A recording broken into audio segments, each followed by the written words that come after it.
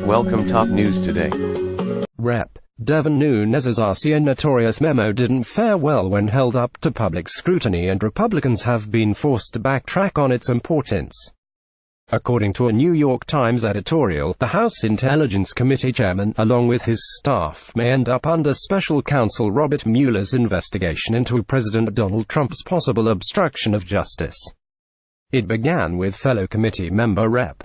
Mike Quigley asked Nunes if his office coordinated with the White House on the Republican memo about alleged FBI surveillance abuses. Nunes claimed he didn't, but refused to answer whether or not his staff worked as an intermediary. The committee staff director called the GOP memo a team effort that involved investigators who had access to source material.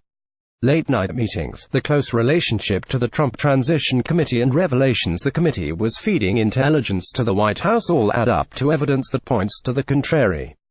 Each of the actions could come under scrutiny from Mueller's investigators. Press reports have indicated the true purpose of the memo was in giving Trump an excuse to fire Deputy Attorney General Rod Rosenstein, who oversees Mueller and the investigation since Attorney General Jeff Sessions recused himself.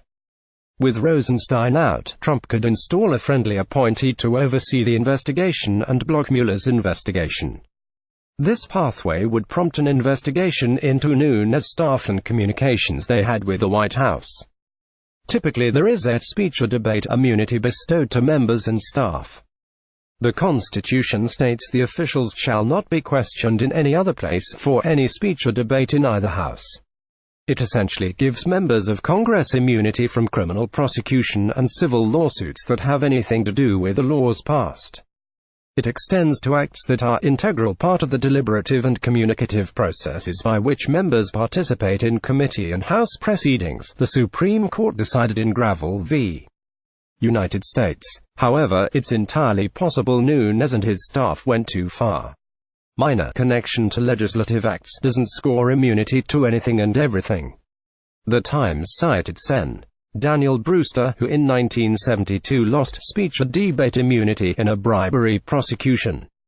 They found that the crime had nothing to do with an act of voting on proposed legislation.